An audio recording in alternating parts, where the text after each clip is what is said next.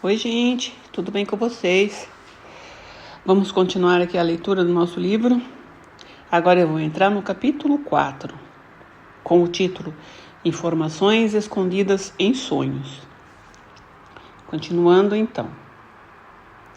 Quando um sonho não é um sonho? Quando ele é uma memória real, obscurecida pelo subconsciente para que se pareça com um sonho? E afinal, o que é o sonho? Como podemos saber a diferença?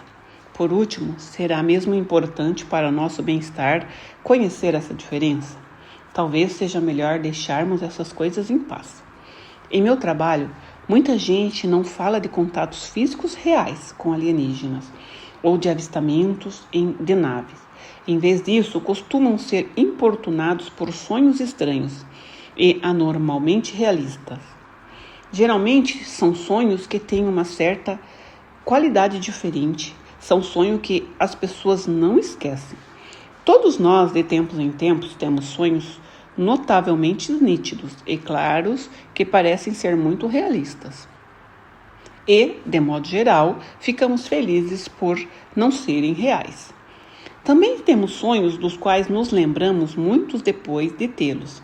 Esta é uma parte normal do mundo de sombras que chamamos de sono. E geralmente é o método pelo qual o nosso subconsciente interpreta eventos em nossa vida em vigília.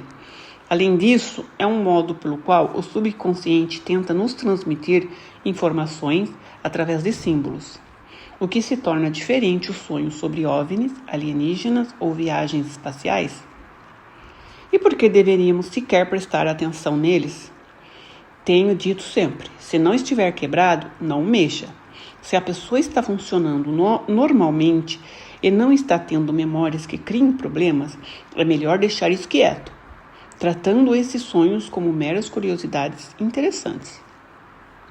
Não precisa complicar mais ainda a vida, apenas em nome de uma curiosidade.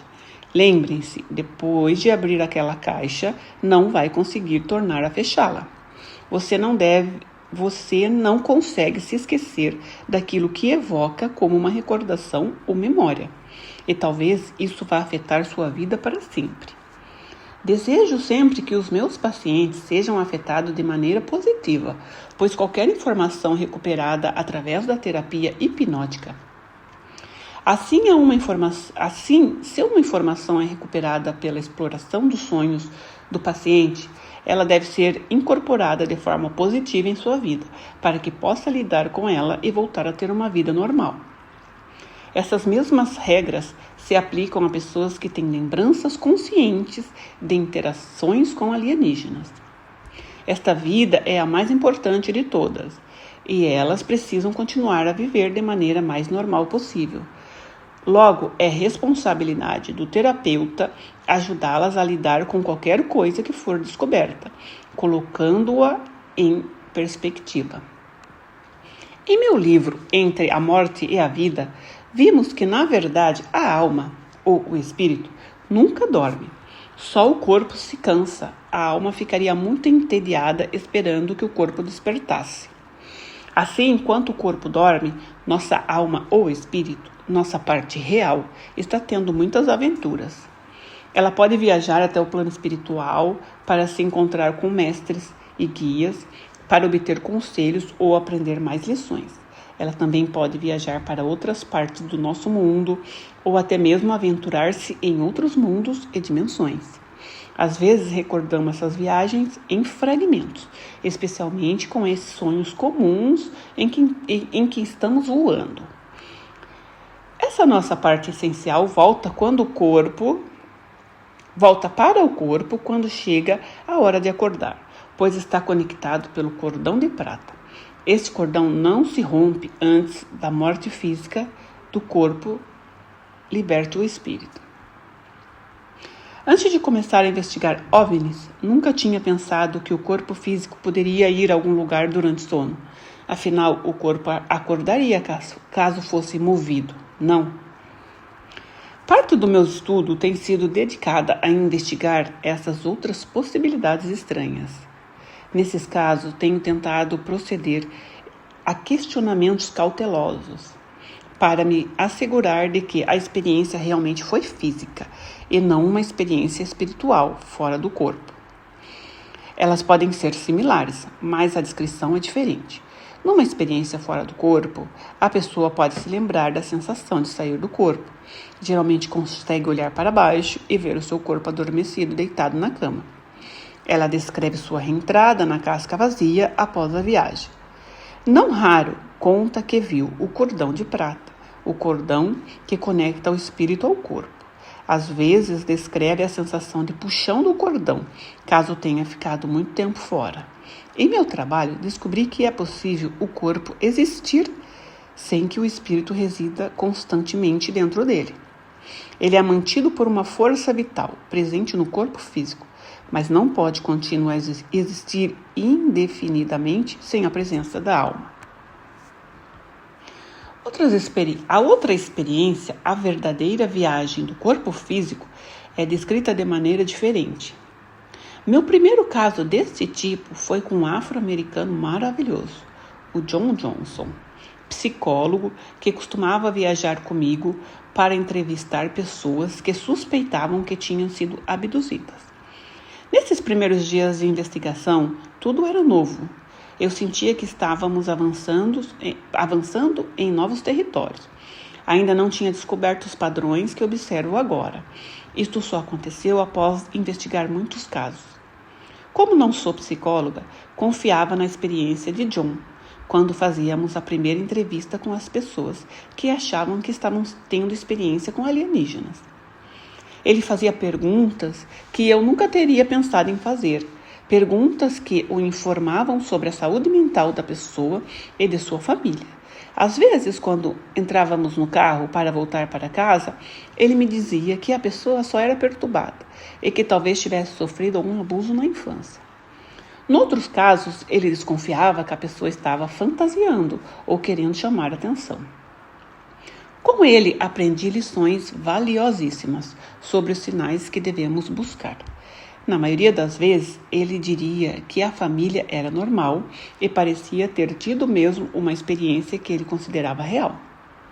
Se achasse que era um caso que merecia ser acompanhado, marcávamos um retorno e ele ou eu fazíamos a hipnose.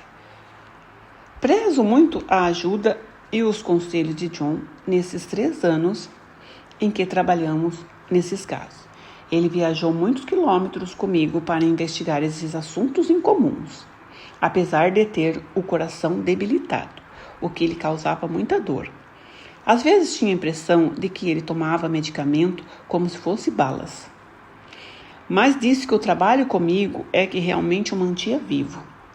Nosso relacionamento profissional só cessou quando John morreu de insuficiência cardíaca em 1990, aos 53 anos de idade. Pouco depois de conhecer o John, em 1987, ele me falou da sua própria experiência estranha, algo que ele queria explorar com a hipnose. Aconteceu em 1981, enquanto ele fazia uma excursão pelo Egito. Ele estava compartilhando um quarto com um estranho, um arranjo organizado pela operadora turística, num hotel do Cairo. Ele não conseguiu se lembrar de nada daquela noite, exceto pelo fato de acordar em pé em cima da cama do outro sujeito, o que naturalmente faz com que esse despertasse assustado. Ele não conseguiu se lembrar de ter se levantado e nem de como chegou àquela situação. Só se lembrava vagamente de uma luz azul. Sugeri que talvez ele fosse sonâmbulo. É muito comum fazer isso quando tentamos dormir num lugar estranho, especialmente depois de uma viagem cansativa. Ele tinha pensado nessa explicação, mas a descartou, pois não tinha histórico de sonambulismo. Tinha certeza de que fora a algum lugar e queria que eu ajudasse a descobrir onde tinha ido. Antes de iniciarmos a sessão, ele me confidenciou que estava preocupado com a hipótese de seu coração causar-lhe problemas durante o transe. Disse-me quais eram os sintomas para os quais eu deveria ficar atenta e que deveria trazê-lo de volta caso ocorresse. Eu lhe disse que estava convencida de que nada daquela natureza iria acontecer, e tinha razão. A sessão transcorreu maravilhosamente bem. Como sabia que ele era hipnotizador, tinha certeza de que não seria difícil colocá-lo em transe. E como ele conhecia os procedimentos, cooperou plenamente comigo. Depois que entrou em transe, levei-o de volta ao dia da sua chegada ao Egito. Ele acabara de pousar e estava se preparando para passar pela alfândega. Quando trabalho em casos envolvendo a vida atual, a pessoa pode ficar apreensiva quando se recorda do evento. Muitos hipnotizadores dizem que ela fica ansiosa porque está retornando ao momento do evento. Descobri que não enfrento resistência quando levo a pessoa não no momento exato do evento, mas a algum ponto anterior ao evento. Deste modo, posso passar pelas portas do fundo e prosseguir a partir daí. Depois de reviver a sua passagem pelo aeroporto, pela alfândega, juntamente com o grupo da excursão, levei-o até o seu hotel. Ele descreveu com exatidão o hotel e a refeição que fez antes de ir para o seu quarto. Estava tão cansado após a longa viagem que não teve dificuldade para dormir. Como disse antes, o subconsciente nunca dorme. Está sempre a par do que está acontecendo. Eu sabia que se tivesse acontecido alguma coisa durante a noite, o subconsciente iria me dizer. Se tivesse sido apenas um sonho ou sonambulismo, o subconsciente também me diria. Então comecei a sessão. Aconteceu alguma coisa de incomum durante aquela noite? A resposta de John foi uma surpresa para mim. Eu fui chamado. Pode me explicar o que significa isso? Fui chamado e saí pelo telhado, pelo teto do quarto. Na época, pensei que ele estivesse falando de uma experiência fora do corpo. Isso acontece com frequência? De vez em quando, sim. Você disse que alguém o chamou. Sabe quem foi? Não, eu não reconheci a voz. Nunca ouvi essa voz antes. Pedi-lhe para descrever o que estava acontecendo. Eu simplesmente flutuei e subi. Flutuei através dos objetos, através das coisas sólidas. Já fiz isso antes. Então, John viu-se num recinto circular e pouco iluminado. Estava em pé diante de um imenso tablet branco e luminoso. Seu tamanho era estimado entre 4,5 metros de comprimento e 2,4 metros de largura. Ele teve a sensação de que não estava sozinho na sala, mas a sua atenção estava concentrada naquela grande pedra. Estou estudando o bloco. Há lições incorporadas no bloco. Você já viu esse bloco antes? Este bloco específico não, mas tenho visto outros objetos, não de forma cristalina, mas outros objetos com textos escritos nele. Enquanto você o estuda, pode compartilhar comigo o que diz? Não tenho lembrança do que há nele, pois assim que leio eu me esqueço. Mas é importante que você leia isso e depois outra parte de você se lembre? Sim. É por isso que você foi chamado lá para ler isso? Presumo que tenha sido parte da razão de estar lá. Outra razão foi para aprender. Fiquei tentando levá-lo a compartilhar um pouco daquele texto comigo, mas sem resultados. Eu não me lembro, aprendo algo em milissegundo, depois já me esqueci. Ele se torna parte de mim. Em dado momento, ele estava em pé diante da pedra, estudando-a, e no momento seguinte tinha voltado para o seu quarto de hotel. Voltei para o quarto. Não estou na minha cama. Minha cama fica ali. Estou sobre outra cama. Eu ainda estava presumindo que ele estava falando de uma experiência fora do corpo. Então você ficou em pé quando entrou de novo no corpo, foi isso? Eu não entrei de novo no corpo. O corpo estava comigo. Isto me surpreendeu e me pegou de surpresa, pois foi a primeira vez que eu ouvi falar disso. Quer dizer que o seu corpo físico passou pelo telhado? Isso não é um pouco incomum? Com naturalidade ele respondeu, não, às vezes atravesso paredes. Quero dizer, se alguém fosse até a sua cama naquela noite, veria seu corpo físico deitado lá? Não. Você sabe como foi possível fazer isso? Teletransporte. Você fez isso sozinho? Não, eu não consigo fazer isso à vontade. Quando fui chamado, isso me foi possibilitado. Isso me abalou, estava com dificuldade para pensar em perguntas sensatas.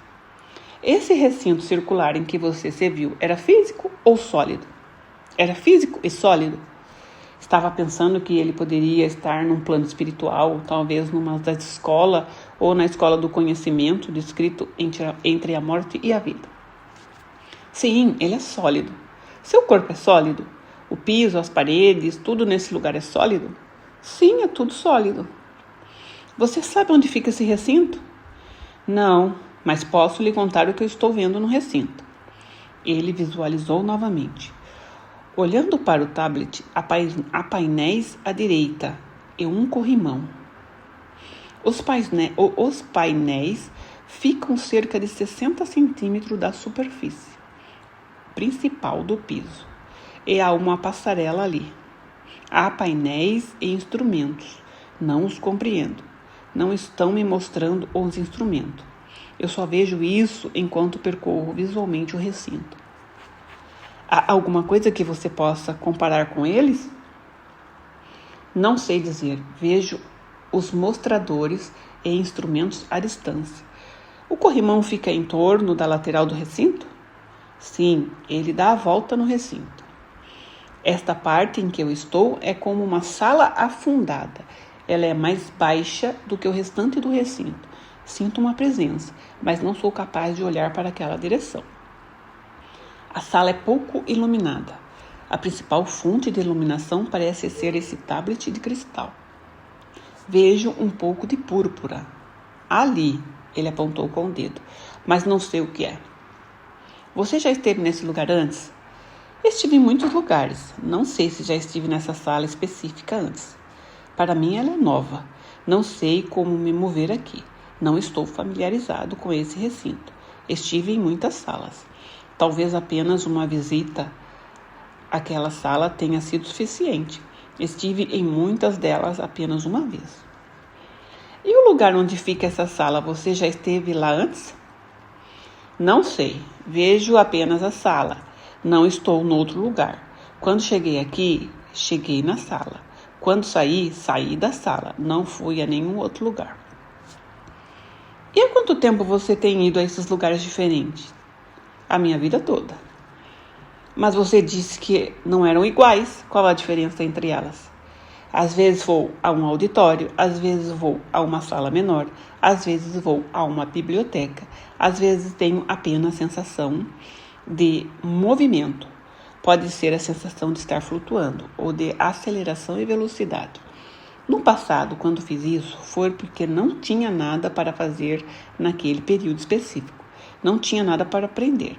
Não tinha trabalho a fazer e por isso estava por minha conta. A sensação de liberdade pode ser empolgante. Às vezes, nessas pequenas viagens, vejo seres. Eles se parecem com seres humanos. Eles estão mortos, mas eram seres humanos. Só estão mortos no sentido de que não estão mais neste mundo. Esses lugares são parecidos com o plano espiritual, para onde há uma viagem à noite, para estudar e aprender? Em todas essas ocasiões, o seu corpo físico teve a experiência? Às vezes foi meu corpo físico, às vezes foi o meu corpo astral. É difícil dizer quais dessas experiências foram físicas, pois não há maneira de comprovar essa informação. Essa experiência no Egito certamente envolveu o meu corpo físico. Imagino que estejam bem similares, pois nos dois casos a parte principal da sua inteligência está presente. Sim. Quando você teve essa experiência de atravessar as paredes e o teto, o seu corpo físico, o que sentiu? Uma sensação só de movimento, só movimento. Não me lembro dela, simplesmente estou lá, não sei o que eu fiz. Mas quando você voltou e se viu sobre a cama do seu colega de quarto, viu alguma coisa em comum no quarto? Vi um raio azul saindo do teto. Azul brilhante? Não, um azul claro. Um pouco mais escuro do que um ovo de um pinta-roxo. O que você acha que era essa luz? O que eu acho que era um escorregador, mas na verdade não era um escorregador. Contudo, vi um escorregador, como se tivesse sido feito para eu voltar para o quarto. Agora posso vê-lo. Ele vai do teto até o chão e tem cerca de 1 metro de largura. Ele me colocou de volta no quarto. Tem alguma relação com a quebra das moléculas do corpo. Não consigo pensar noutra maneira para ter realizado esse feito. De onde você acha que vinha essa luz? Não tenho ideia, mas eu estava nela quando saí e quando voltei. Dá a sensação de proteção. É uma boa luz. Quanto tempo ela ficou no quarto? O tempo suficiente para que eu a visse e depois ela sumiu. Então encontrei-me novamente no quarto, em pé ao lado da outra cama, como se tivesse sido depositado lá. Assustei o meu colega de quarto, que acordou, mas não tenho lembrança de como cheguei lá. Como me pareceu que não conseguiríamos obter mais informações sobre essa experiência, instruí-o a sair da cena que ele estava vendo. Trouxe-o de volta ao momento presente, em 1988, antes da sessão. John tinha me pedido para descobrir seus problemas de saúde. Nas sessões, peço que o subconsciente me diga o que há de errado no corpo e prescreva remédios. Isso sempre foi feito sem emoção e com distanciamento, como se estivesse conversando sobre uma terceira pessoa.